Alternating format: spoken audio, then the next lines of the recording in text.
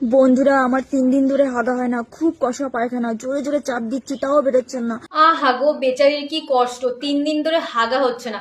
বলছি হাগা হচ্ছে না ঠিক আছে, কিন্তু বেশি চাপ দিস না, তাহলে কিন্তু লিভার, ফুসফুস, কিডনি যা আছে সব কিন্তু বেরিয়ে আসবে।